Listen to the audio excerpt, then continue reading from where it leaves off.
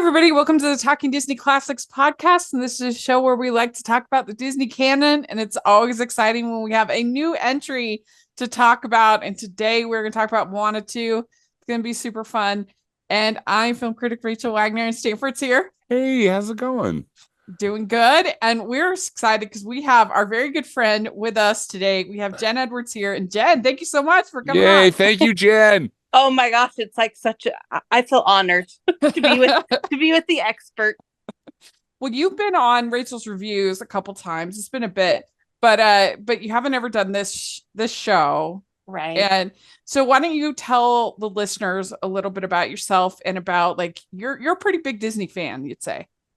Oh yeah, I mean, yes, I'm a hardcore Disney fan, and I had an annual pass for many years to Disneyland, so I was a Disneyland person, and I know a lot of the old school Disney stuff. My parents honeymooned at Disneyland and have taken us back a bazillion times to celebrate. So that's kind of in my blood. What is it that you think is special about Disney animation and about it when you see a new Disney film that is going to be released? It's a different, well, I'm going to say that I think it's a different level of quality, even though as we go into talking about this, quality might be in question. But it's also, there's an extra bit of magic. I mean, it's the fairy dust, or it's the something, or it's the Walt Disney of it all. But there is something extra. My dad will always wear a polo with a Mickey on it, like every single day of his life, because he says it brings magic. And I think that's the same of the animation. Like, there's something to their storytelling. Disney was, open doors for all of these. I mean, they were the first ones on these animation movies to begin with. Yeah. I mean, they've had their dry patches as a studio, but there's always the hope that when you sit down to one, that you're going to get that special Disney You're going to encounter one of a classic. Yes, exactly. It's always out well there. said. Yeah. Well, very exciting that we're talking about MOANA 2. And we particularly wanted to have you on for this. We've been talking about it for a long time, and we definitely want to have you back for your ranking still one of these days. But we wanted to have you on for this because you had a special experience when it comes to this movie. Yes. So in June, I looked up today, it was June 6th. I went to a free movie preview that you had to sign up for, and I brought a couple of my nieces because they fit the age requirement, and they didn't acknowledge what the movie was. And we had to wait in a big long line, and we had to get wristbands, and we had to get wanded and check cell phones into paper bags, and the theater was packed to capacity. Every seat was filled. And then people came out and said, we're going to show you an early screening of MOANA 2, and you'll be the first people outside of our studio to see this movie. At the Did they give you like forms to fill out or anything like that? Yeah, we had to sign NDAs on little things as we walked through the security, which happily have expired now. But it was at the beginning, they read a little thing from The Rock that said, he just said, hey, we've only had one pass at this, so go easy on us. We're going back in the studio to record some more, so you might hear something better. And I just thought that was interesting. And now, having seen the completed one, it's very interesting because of how different I found it. Yeah, I can't wait to hear about that, about how different. So was it just like storyboards? Was it rough sketches? Like, So what was it? It was a hodgepodge. Like, I would say the first 20 minutes were completely finished. Okay. Like, gorgeous. You know, you've seen this animation. It's beautiful. And then all of a sudden it was black and white storyboard, but the drawn characters were moving. And the audio, and then it would go into like a little bit of color, and then it would go back to storyboards, and then it would go to like whole sections, like a song that would be completely done. Man. So it was going back and forth. And so as I was thinking about what I wanted to talk about today, here's the thing, here's my little caveat, is that there's a part of it that I might have missed some of the stuff just because the storyboarding was a little distracting. And so after the whole thing was over, they gave each person in the audience a phone device that obviously wasn't a phone, that had an extensive survey on it. and we all took the survey. And as I was taking the survey, I remember saying multiple times, I don't understand why this. I didn't understand why this, because I just felt like there were big chunks of explanation missing. I'm like, I don't understand why what the stakes were. And so I think some things were added, but then I don't think it cleared it up. That's so interesting. Jen, I've been dying to talk with you about this. I'm so glad we get it, because I just been so curious. Yeah, I mean, you were very good. I mean, you didn't tell us you anything. Honored it, and I respected that so much. Well, can I just throw this in? Yes, I was like, are you going to say that, Stanford? Well, because I promise I'm really not that mad about it, but I also signed up for this screening, and I was in line to go, and then I got an email earlier that same day. Was it June 6th? Is that what that was the date? Saying, telling me that I had been uninvited. I mean, it was really weird. And I thought, well, I'm still going to show up. I don't know what this is. I'm still going to show up. And it turns out I was too old. So I'm over 50, and they didn't want anyone in the screening over age 50. And I thought that was very interesting. I thought, well, here's my first real moment of age discrimination. That was kind of well, that was kind of awesome. The thing about that is I'm over 50 as well. I mean, I'm 51, but I had kids with me, so I think that might have been the qualifier, because I had teenagers with me. I was by myself, but it was interesting. I ran into a friend there who was also, his wife didn't want to go, so he was by himself. And he's also over 50, so we both got kicked out of the line. Literally, they kicked us out. And so that is so crazy. And we still didn't know what the movie was, but we assumed it was going to be Moana 2. And sure enough, we found out, after Jen saw it, and that was the only thing that she spilled. Yeah. But I was like, well, I guess Disney doesn't want the money of those of us over 50. But it was very interesting that they did this here, that they did it in Utah. Right. Yeah. Well, and and after seeing the film, I mean, it really does skewer to a younger audience, no question. So it'll be, I'm excited to talk. Well, and the other thing too is there were a couple of showings. They did it more. They showed it more than once that day, and they were segmented by age for the children that they allowed. One of them was children up to 11, and then the other one, the one that I went to, was children 12 to 17. Oh, see, I didn't know that part. Jen. Interesting. Because I was first gonna take my younger niece. This is the only reason I know this. So I was signed up to go to the earlier show. It was like at 2 or something. And but then she couldn't come, so my older nieces wanted to go, and I said, well, let me see if I could switch it, and I did. Wow. So that's interesting too, because I don't know if they had the same age with the younger set, or if you just had to have kids with you, or what. Have you ever been a part of an early screening like that, Stanford? I have able to successfully. No, I've been able to successfully get in. No, I've never been part of a test screening, and I really want. I really wanted to. Yeah. This seems like Disney typically does these in Arizona. Oh yeah. And I that's so random. One of my friends in the Phoenix area has gone to a few, and the Rotoscoper girls, I just have to say, they went to his early screening of Wreck-It Ralph, but they didn't honor their NDA, and I don't think they ever got invited back because they spilled the tea on their. Oh, they did. Yeah, about their Wreck-It Ralph screening on their website. And yeah, from what I understand, they've never been invited back. But anyway, yeah, I'm just saying. Well, I've had it happen one time. This was before I was a critic. It was for The Greatest Showman. They did they did an early screening for The Greatest Showman here in Utah. Was it a work in progress, Rach? Or was it Yeah, it didn't have the visual effects. It didn't have some other stuff.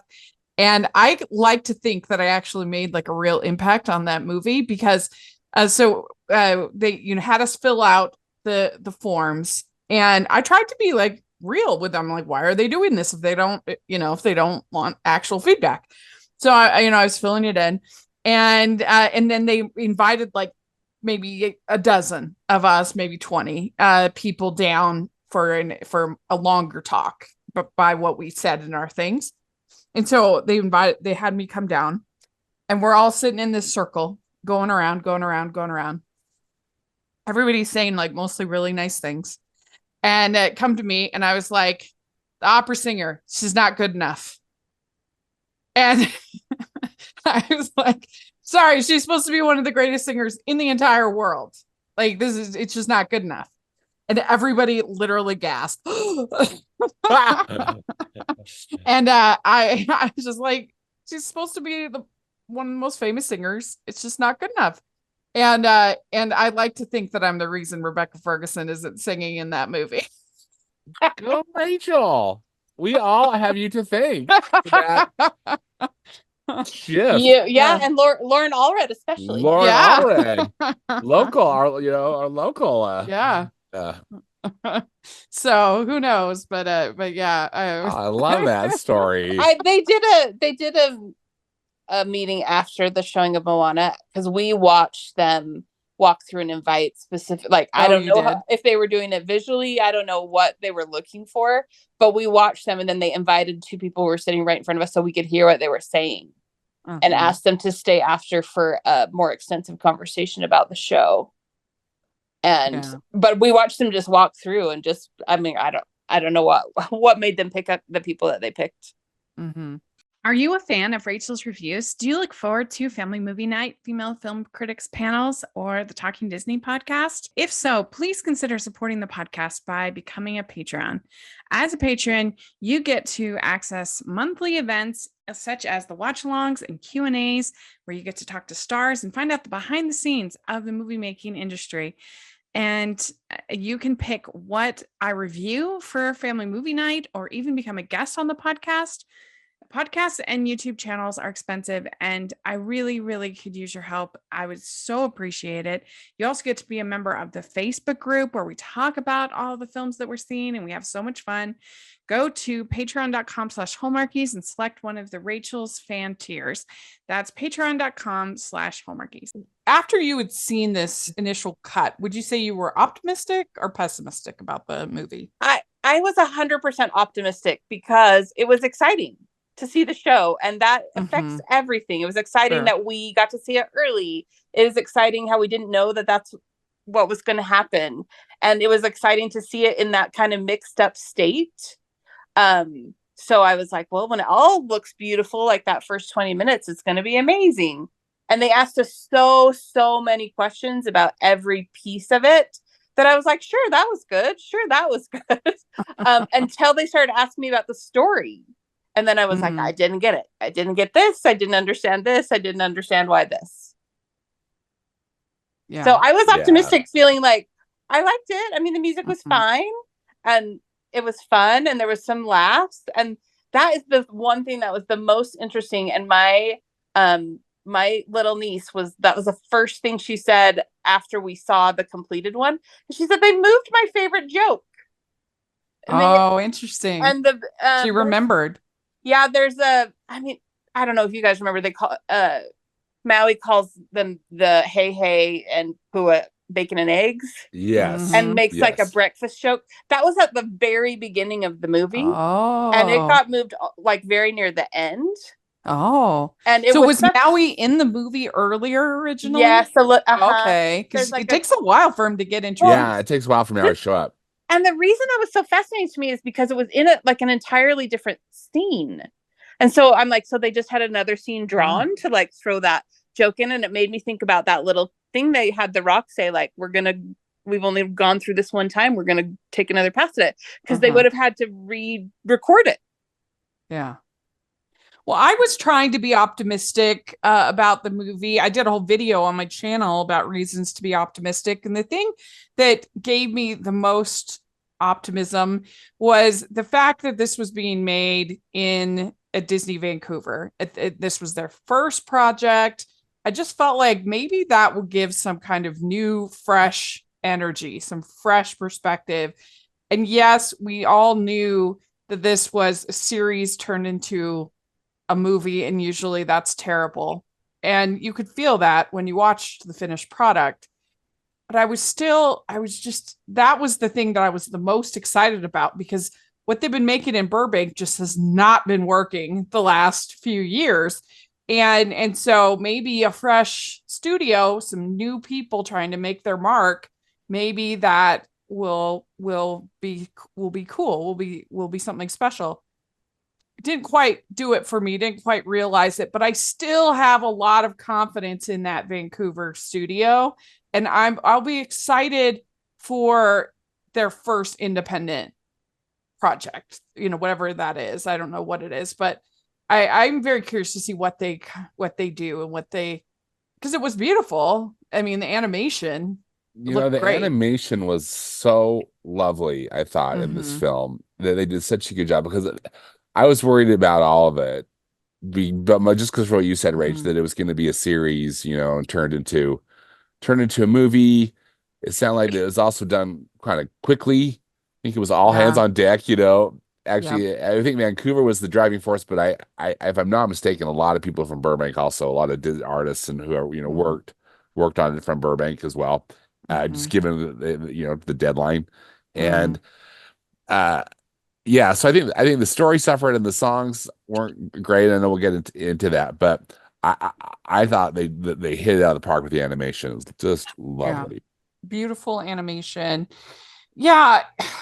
I've only seen the movie one time, so I didn't get a chance to see it again and do my typical deep dive notes and things like that. But I just felt like the story was such a muddled, confusing mess that it was just frustrating.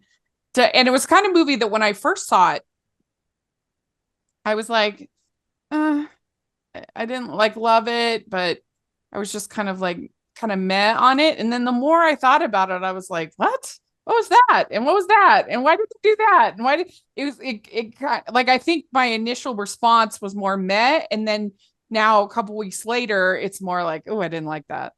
It's more cemented. I don't know. How did you feel overall about the movie, Jen? The final product? What do you think? So I think that I had a similar experience where, as time went on, it got less appealing. Because again, I saw the final product with my nieces that I saw, and so we were just excited to talk about all the things that were different. Yeah, and so there was an energy to it that other people wouldn't have, and that it gives it more of a positive thing. But I kept thinking, this still doesn't make sense. And the things I thought they added quite a bit of, there was a lot of the ancestral stuff that I either missed it because of the storyboarding or it just plain wasn't in there. That was a lot of explanation. Yeah. And so there are definitely things to like about it. And I feel like the animation is so glorious. It's a good distraction from why they're doing anything. But it really, I don't understand why something bad is going to happen to her island. I don't if you could sit down and explain it to me, I would be interesting. But until today, I did not know that this started as a series. And for whatever reason, today when I read that, I was like, oh, that makes so much more sense. Yeah. Why it's very evident. Yeah. Well, I think and again, with the first 20 minutes of the movie being totally done, they were introducing things that would have had longer arcs. I wanted them to do more with that cute little sister. And there were lots of things kind of at the beginning that I thought would come into play later, but they didn't. Yeah. Well, it's a weird movie because there's so many things that most of the new stuff that they added, the lore and sort of the other mythology that they added, makes no sense and is bad. But then all the remember berries from the first movie, that also was bad. So they literally have a moment where she says, we'll see how far I'll go. And I was just like, oh my gosh, did you just quote the main song? And the music, which I was hopeful about the music because I was intrigued to see what Barlow and Bear could do, because they've only ever, their main thing that they're known for is this unauthorized Bridgerton music. The Bridgerton thing, yeah. Yeah, which it's never actually been performed. Right. And so it's crazy. They won a Grammy for theater album for an album that was never performed. It's bonkers. But I was just curious to see, what they could do with an actual project. And there's some catchy songs in that Bridgerton Unauthorized musical. And so I was hopeful, but they are such remember berries of the songs from the first movie. Like, instead of How Far I'll Go, you have Beyond. Instead of You're Welcome, you have Can I Get a Chi-Ho? They're basically the same songs, but with slightly different, but worse. But worse. Yeah, but worse. Yeah. And in the same points in the film. Yeah, you're right. Yeah, it's in true. the same order. Yes, exactly. Yeah. It's like they had a little arc they had to take, and they just did it. But it seemed all very hurried, right? I think those songs were hurried because they decided to make this a feature instead of what they originally planned, because the series wouldn't have had a ton of music, right? Mm-hmm. Yeah. I mean, it could have, like, there is for instance, the Tangled series had a lot of songs. So it could have, but yeah, I mean, it would have been, it just wouldn't have been the same production level, that's for sure. I mean, they rhymed come on with Moana. Like, that's like the whole like chorus part of the rock song, and I was like, are you kidding? Yeah, it was bad. I really missed the Lin-Manuel Miranda touch. Yes. Yeah. His songs in Mufasa better be good. Oh, because that's what he did instead of this. I know. I didn't care for his addition to Little Mermaid. No, it's true. He doesn't have a Midas touch, but he does have a nice one. What is it, that song that Scully sings in a Little Mermaid? Oh, like the rap number. The rap number. That's so terrible. So out of bad. place. So bad. In an otherwise lovely movie. Yeah. But Stanford, overall, what did you think about this movie? So I thought the animation was just stunning. The story I didn't really care for, and I think part of it is as you both are saying, like, I just didn't really follow it, like, why? And and I love what you brought up, Jenny. He's like, yeah, what are the stakes? I just don't really understand what the stakes are. How that all works. There were some moments in it that I really love. I love when the ancestors show up. I mean, I love when a grandma is there, but I also love that chief that was, also in the spirit of that big whale. I think part of it just because I just think I love the concept, and but I think it's just beautiful. Yeah. I thought that the Act 3, though, was really quite compelling. And I thought the supporting characters were actually kind of fun, and that probably would have really worked well in the TV show. Yeah. But maybe not as well in this, just because it was all kind of fast and forced. The one thing I found very interesting, though, which I think tied back to my experience not getting into the preview, was that screening, Rachel, that you and I saw, that you kindly invited me to.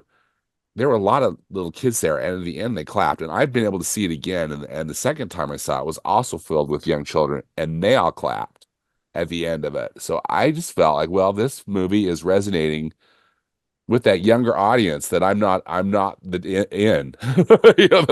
I no longer, am a part of, and who Disney was clearly, the producers were very interested in appealing to. But it'll be interesting to see what kind of legacy it has, because I don't know if you remember that Carl's Jr. ad that they had a couple of years ago, when it was like, kids love chicken nuggets. And then it shows the little kid taking a piece of bubble gum from off of this table and putting it into his mouth. And like, kids love kids love everything. So like, it's interesting that you see like what really kind of lasts and what are they talking about, because the original Moana was a phenomenon. I mean, it stayed in the top 5 of streaming for Disney Plus ever since Disney Plus Yeah, started. it's still there. Yeah. Isn't it still like the most streamed movie on Yeah. Disney Plus for It was- 2024? Yeah, it was Our most streamed movie of yeah. all the streaming services, right? It's up there. It's up there. Yeah, something like that. It was incredibly successful. And so will this have they liked it, they clapped, but will it have that kind of legacy? Well, But really it's see. gonna have a box office legacy Well, because of all the yeah. records. And I was True. really happy. Disney animation really needed a hit, even though this movie is not their best. It's definitely not their worst, like we experienced with the last two. Yeah. I thought, Right, Strange yeah. World and Wish, which were both I thought dreadful. True. And so I was so happy that it's just been killing it. I mean, happy, but also kind of surprised it's been killing it at the box office. Yeah, when we do our Disney ranking for 2024, it's going to be interesting because I don't think anybody thought that they were going to have like an incredible 2024.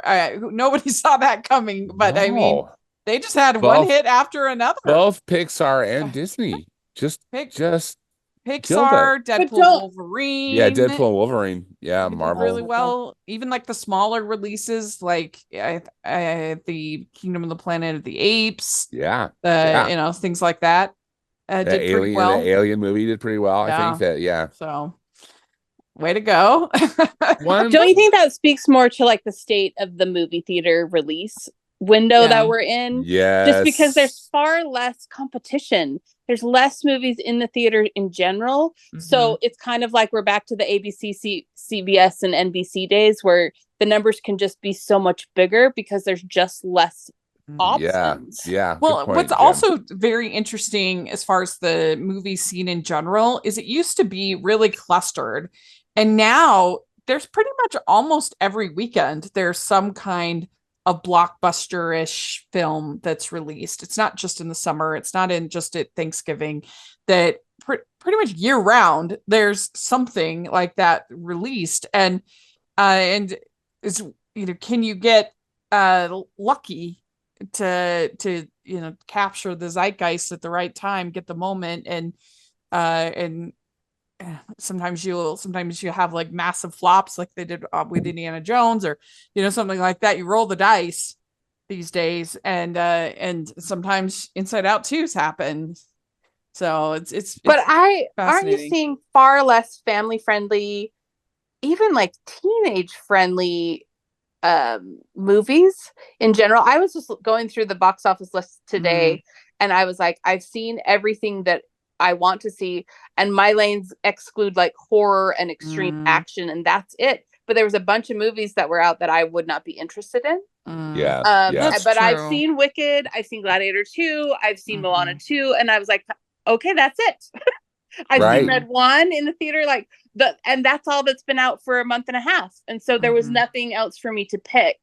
And I just think there's just less maybe, there's just some really kind of harsher stuff, I think, in the movies right now. Like there's a lot of A24, which I don't, I actually like some of that stuff, but some of it is so far gone for me. And there's a lot more violent things. There's a lot more horror things. And so I just wonder that the reason Moana 2 just blew up is because like America or maybe the world is saying, we want to take our kids to the movies. Yeah, exactly. And I love that. Yeah, I do too. The thing I think that's interesting about this movie is that so the original Moana movie, they were very, very, very clever about how they got diversity points and inclusion for portraying. You have a lead woman of color, young woman character.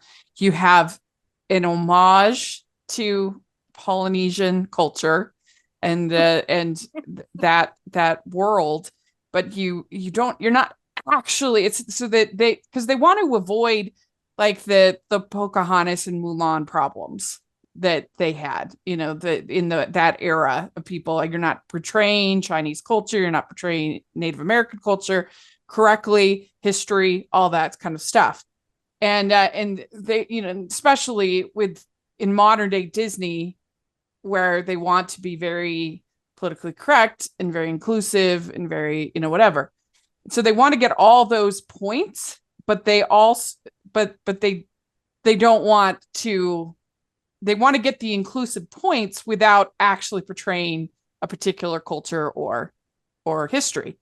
And so that's what they were very, very clever about in doing. And they were successful in doing that, with things like the tattoos and the just all of the cultural aspects of that area of the world.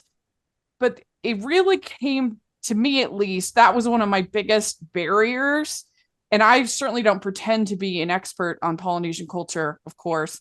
But I just felt like, what the heck is going on with this lore and this world? This island that she's on, it was basically like it was Themyscira, like where Wonder Woman is. Like that, it's completely hidden because I guess the god has like hidden the island, and they've had no interaction with any other human beings at all. And so I just thought that was like such a strange flex. And then she goes into the underworld, and I'm like, what is happening? Like, I just thought it was so strange that all of a sudden this island is Themyscira, and there's people. I don't know. What do you think about that, Stanford?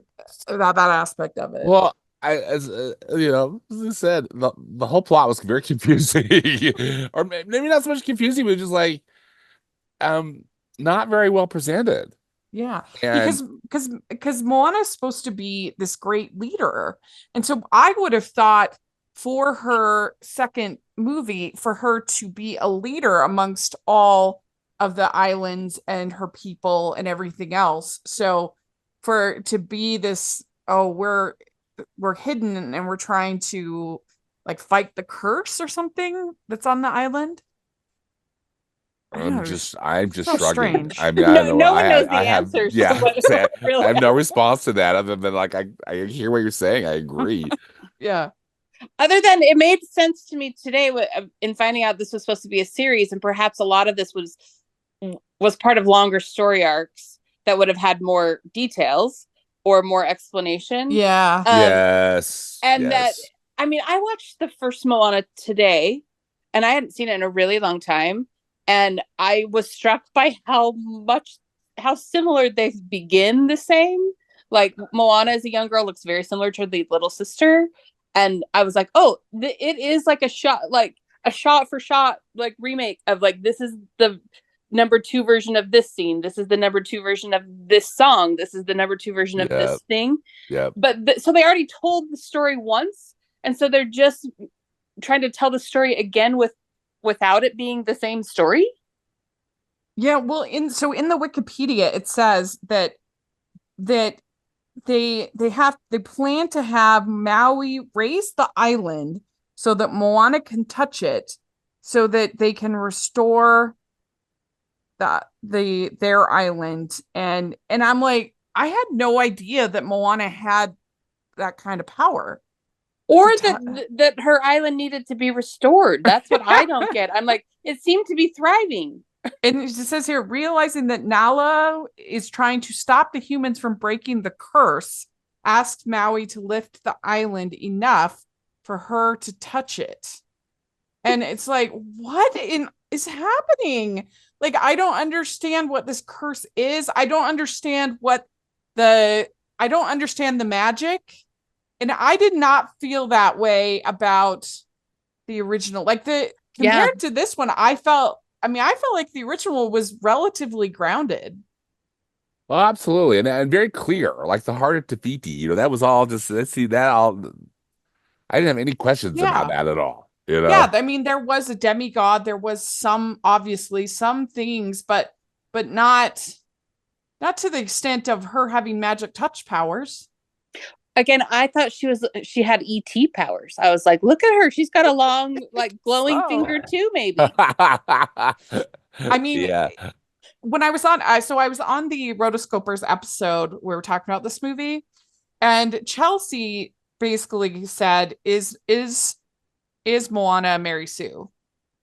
And if you don't know, Mary Sue, it's kind of a cringe term, but it's basically like a character that can kind of do no wrong, that has no flaws.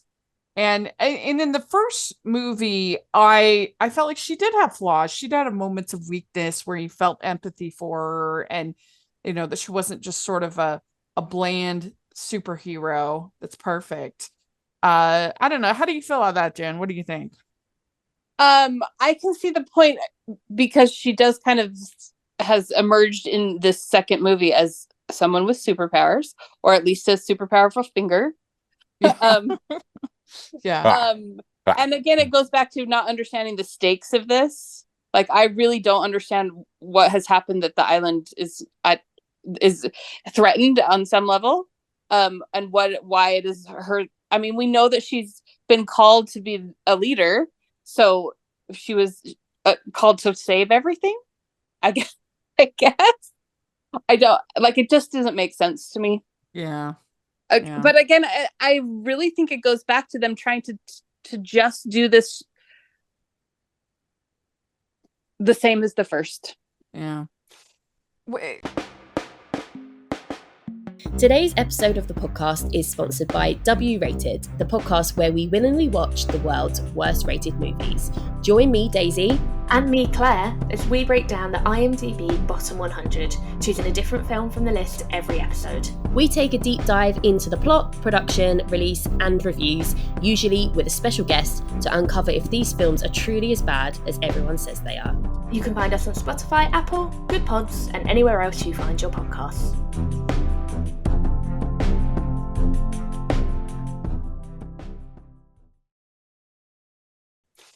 Wait, Stanford, what did you think of her like motley crew that she gathers together? Well, I just kept thinking about this would be really fun in a TV series. But I didn't dislike them, but I didn't just like, oh, I love this group so much, because I think part of it is just the introduction was just so fast, and also like number one, like, why is this old guy who sounds like he's never been on a boat? Like, I know he's the farmer, but why is he there? Yeah. And how big was this boat? I know, right? Like all these people plus plants and plus the pig and plus and the tinker young woman, like, okay, like really what were her skills, Magical boat. Yeah, okay, see, good call, Jen. Yeah. I thought though that the is it Moni, that dude, maybe for Moana 3 or Moana 20 or whatever it's going to be, he's going to be the romantic interest, at least I hope, everything. Yes. And which I wouldn't be opposed to. Like, wouldn't that be nice? I thought his stuff was funny. I did too, and I loved his art. Oh yeah. I thought that was really, really well done. Yeah, I would love for Disney to have a romantic plot, for someone like Moana. They've totally bought into this whole idea that a character can't be feminist or strong if they fall in love. Right. That somehow makes you weaker, which is such weaker, dependent on Mm-hmm. Yeah. And it's just it's so frustrating. It's so dumb. Can I ask a question? Yes. Do you know those little round? I don't know their names. The little round Kakamora creatures.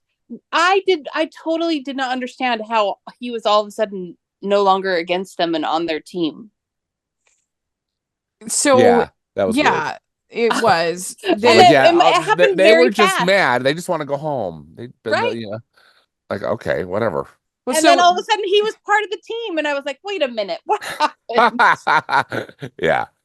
So it says here on the Wikipedia, and this was so unclear from the actual movie, so but it said that Moana and her crew are captured by the Kakamora, a tribe of savage coconut pirates encountered by Moana, who reveal that Nalo's actions against Motu Futu had caused them to be disconnected from their home island. One member of the Kakamora Kotu helps the crew paralyze a gargantuan monster clam, inside of which is Matagani's lair. And that's when they like make the deep dive. All of a sudden we're in like the underworld, and it's like, what are the rules here? Can Moana breathe unclear. under there? Is she like, I was really confused about Moana's general powers of like what's happening to this person. Yeah. So I guess they were just like involved with this curse enough that all of a sudden they want to help. I don't know. And I guess they bonded. I guess they must have bonded because they're both affected by the curse. That has got to be the only. That's got to be the only explanation. It is weird. I mean, it was fun that because I thought that in the original one that was really a fun thing, and what I had read that was an homage to Mad Max. Mad Max films. Which made sense and was I thought just a fun little component of that first film, a little adventure moment, or action moment. But yeah, so to bring him back, I don't know, and to turn him around that way, it didn't make sense. But still, but a fun carrot. I think ultimately for me, it was fun to spend time with these characters again that I really liked, even though I didn't really understand what was happening. Yes, I felt the same. Yeah. Let's talk about this villain, Matangi, right? Matangi. The Bat Lady? So she is serving this, there's this Nalo. The Thunder God, right? The Thunder God. She's serving him. So like but begrudgingly, right? Yeah. But like I mean, at one point, doesn't she take away Maui's powers? Yeah. Yes. And so she's considered the villain for most of the movie. And then turns out, oh, psych, I'm actually not bad. And she's the one who gives Moana the advice that like changes, her perspective or whatever. Yeah. Yep. There's always a way or whatever. That I loved her. I didn't understand. But I really I was like, I like her. And that was one of my first observations when we saw it half done, is that a lot of her stuff was done. And I'm like, oh, I really liked her number. I just liked her. Her number, I thought, was probably one of the better ones of the film to me. Yeah. What was her song called? Let's see here. I love how we just can't remember. None of us can remember, but nothing stuck. Well, what's her voice actor? Let's see here. I don't know if it's the same one who, both. I don't recognize the name of the actress. It's Wahima Fraser or something is what I think is what I'm seeing on IMDb.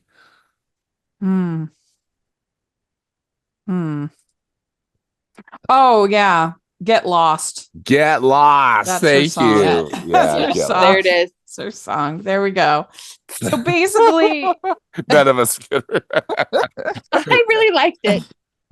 So basically, at a certain point, Moana's magic touching is like so threatening to Nalo that Nalo like kills her with lightning.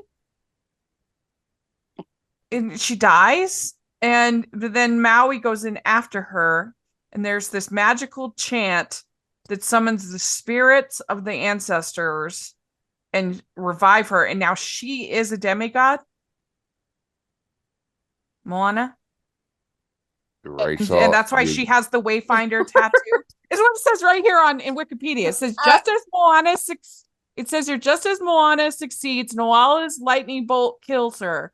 Maui jumps in after her body and with a magical chant summons the spirits of the ancestors who that help revive her as a demi-goddess, with Moana gaining a Wayfinder's tattoo.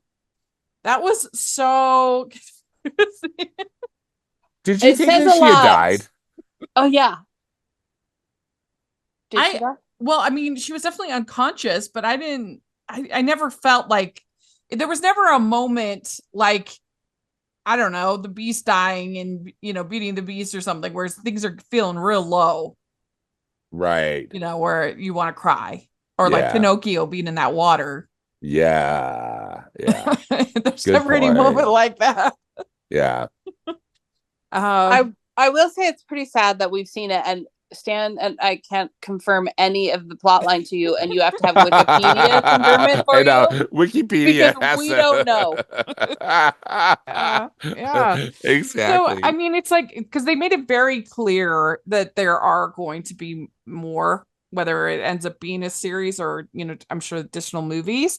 But like, how do you have a character as a demigod?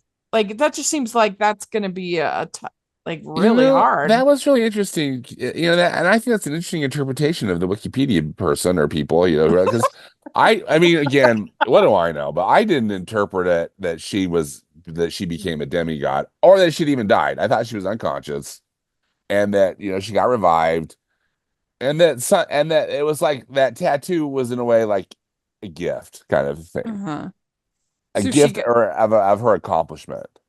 Rather than like turning her, maybe I don't know, because everybody, that's such a big thing in Polynesia is you get tattoos, and humans get tattoos, not just not just like Maui, even though Maui has the magic tattoos, but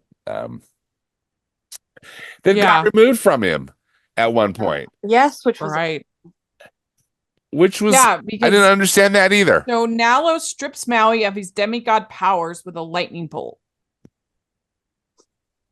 And so maybe that's the in this particular lore, right? That it's the tattoos that give you, or that they're an emblem of your power. And can Moana breathe underwater? That seemed like she could. Well, no, but there was like some kind of a bubble under there for a long time. Well, I thought Maui made a bubble, so Maui made a bubble. Breathe. Maui made a bubble. Yeah. Okay, but I wonder if now she can. That she's a demigod. Well, I want to say about that. I did feel like there was some kind of evolution that happened. I didn't get that she had become a demigod. Yeah, see, I'm with you. But some kind of evolution that bonded her more with Maui. And the tattoo was kind of symbolic of that. And I thought if this is going to go to the next thing, it's going to be Maui teaching Moana things. And that could be fun. That could be fun. Yeah. Well, so we have a mid-credit scene where we have Tamatoa, Shiny. I always think, I don't call him Tamatoa, I call him Shiny. He comes back and because Nalo is planning revenge and Bat Lady's there. Yep. Yeah. Yeah. Nalo just in general I found incredibly confusing. Like, well, they didn't explain him. I didn't think very well. No. Yeah. And at least like when you're dealing with something like Themyscira, like you have the comic books, you have the like established decades and decades and decades of lore. And since they're just making this up, it's not like it's based on Polynesian history or lore. This is all fake, and so it's done in homage. It has elements from those cultures, but it's because they don't want to.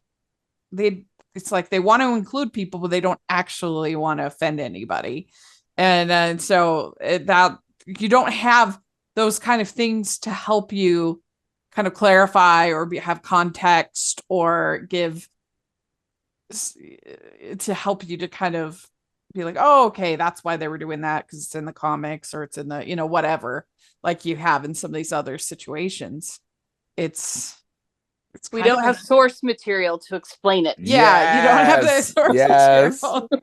You can't go back to the book or whatever. I try to understand like what is happening. Yeah, right. We need the series just to explain. We'll get the Nalo backstory prequel. Yes. I think it goes a little bit though to what Stan was saying earlier about how this is really works and is geared towards the younger set, because I was asking my younger niece, who is just about 12, like lots of questions, like, didn't you think this? And she was like, no. She's like, that's a bad guy, that's a good guy. It's so simple for her. She's like, this was, and she loved it.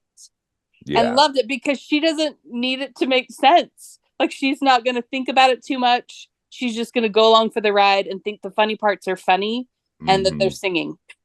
But that's why it's really pretty. That's why I wonder though, like, will it have the staying power though? That's true. Like if it doesn't have those kind of like second layer of enjoyment. Is this something that's gonna last, or is this the 2024 equivalent of something like an Oliver and Company, or you know what I mean, like, or an Aristocats or something like that sure, like, is pleasant enough when you watch it for kids, but does it really have like the that you want? No, I don't think so. The first one does. Saying? This one doesn't in any. I don't think in any way. But the first one has such is so good. The first one is so good that it created an intellectual property that, of course, they wanted to cash in on. Number one, but number two, that it's still enjoyable to hang out with these characters, like you said, even though it's not the quality of the first one. I have a friend who who I work with, who just loves Moana. Like, she's like, it's like in my top 5 favorite movies, and she's an adult. Yeah, and people love it. So they excited really to see the second one, and she goes, "Am I gonna like it?" And I was like, "I think you're gonna like it because you want to hang out with these characters because you adore them. I don't think you're gonna care so much about these things that I think don't make sense, because she just wants to go see her friends, you know." Yeah, just have time. Did she like it? She did, and that's the thing, is that I just think that first one is so good that it's going to take a lot more than this mediocre thing to make this intellectual property not keep going. Yeah. You know, I thought that there was something, and it was really evident in the second one, like Moana and Maui, there's like some really cool chemistry, I think, between those two characters. And I think also part of it is the voice actors really bring them to life. I like, I sometimes get frustrated when like really kind of modern or topical jokes are brought in to, I don't get frustrated. And that was a cringy part of the first one, like a Twitter joke and stuff like that. And those were still in this one, but I thought, maybe they're just letting The Rock be The Rock, and there was something I thought that was fun. Yeah. I mean, this got an A- cinema score, which is very, very high. Yeah. So it is down for the first one got an A. So it's a little bit down. At least people maybe acknowledge, like, the adults, like, what is this movie? What is this movie about? Yeah. So do you think it's interesting that they're doing this live action one now, and The Rock is part of that as well? It is bizarre. It's so weird that it's so much Moana. It's bizarre. Like, why would you want a live action retelling of the first movie when you've just gotten the second movie? Like, it's bizarre, but it's just Disney's horrific practice of, let's do a live action, quote unquote, version of every animated classic. I hate it so much. I mean, 2025 is gonna be so painful. Pure horror. It really is gonna be torture with that Snow White movie that I want to die. That I literally boo when that preview came on. I booed. And then Lilo and Stitch. I can't believe they're making that. They made that movie. Make it stop. And we're getting it in theaters, and then we lose Moana. And I read, in like on the Hollywood Reporter or Variety or something, that Tangled is that's moving forward. It's like they're trying to get me to just give up. Like, I can't take it anymore. I know, right? We'd like to take a second and thank our sponsor for this episode of the podcast. It's the Hallmarkies merch store. Are you looking for that perfect gift for the postable, hearty, or Hallmarky in your life? What about getting that t-shirt or hoodie that will help you stand out at your next holiday party? Now is the time to check out the Hallmarkies merch store. Full of festive designs by artists like Jessica Miller, Carrie from Hallmark Comics, and more. You can even have more than just shirts, but totes, cell phone cases, notebooks, mugs, and more. And it isn't just Hallmark. We have designs for Anna Green Gables, Man from Snowy River, The Nanny, and more. Every purchase at the merch store goes to help support the podcast and allows us to make the great content you know and love. There are frequent sales, so go to tpublic.com/stores/Hallmarkies or see the link in the description.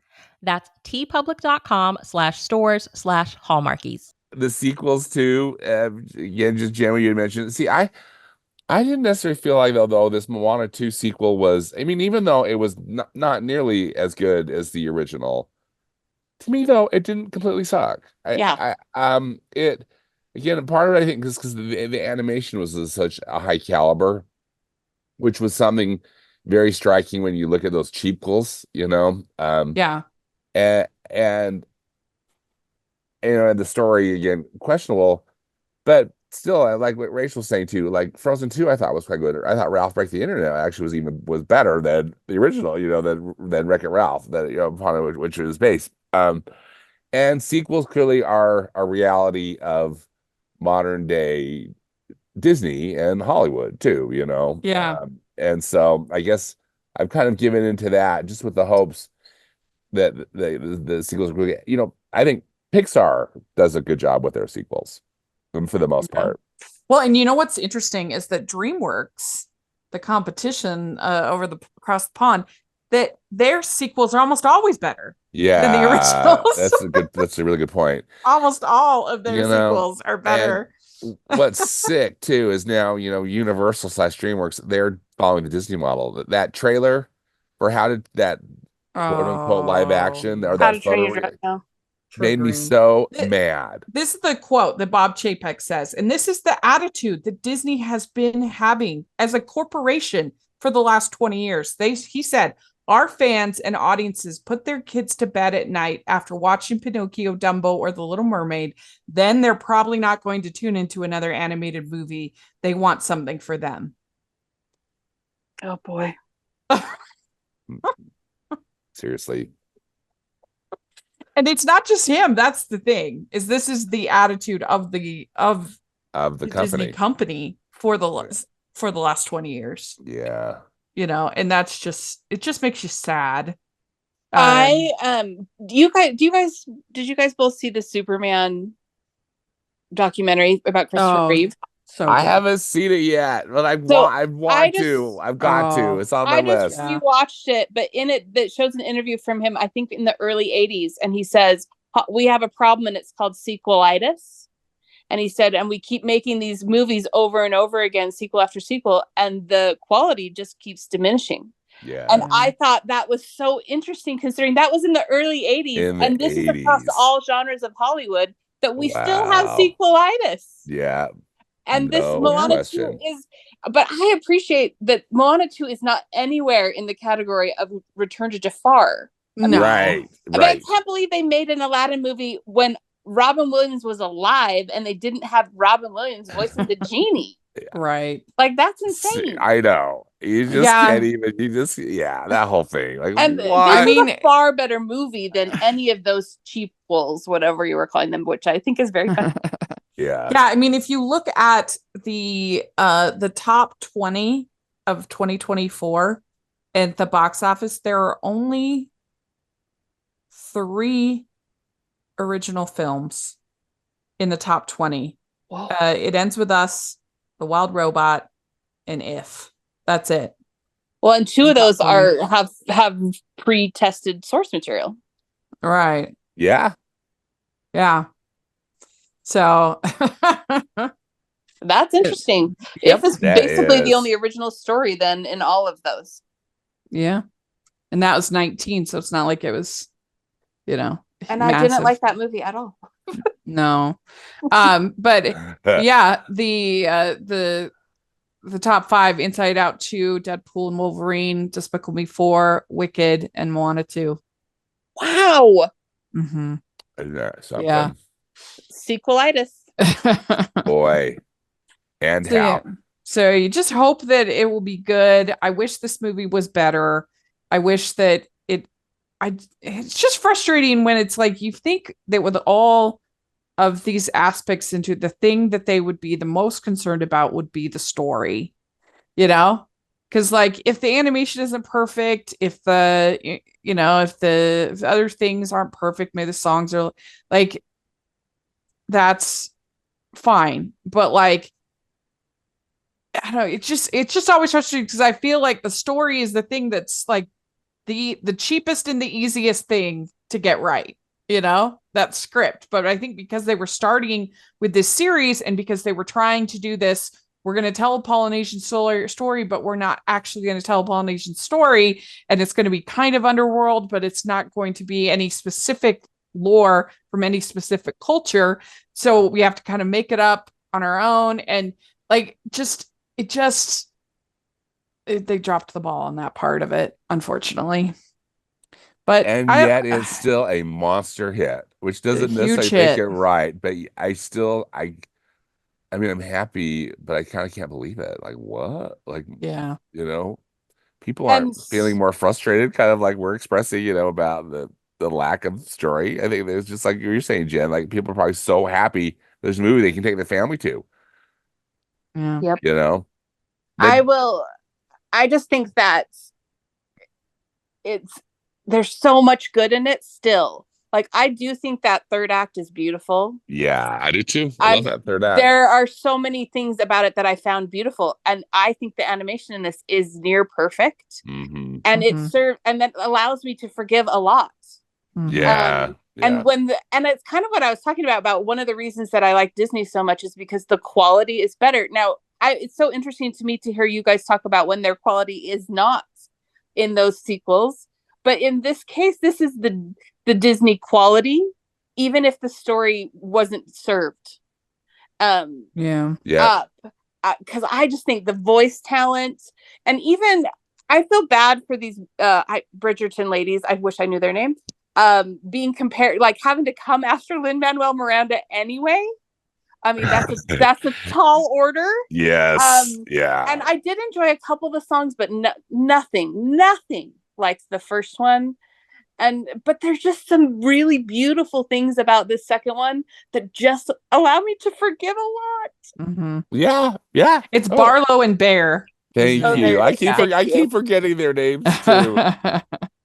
Yeah, I guess it's just a little frustrating because I feel like it had the potential. Yeah.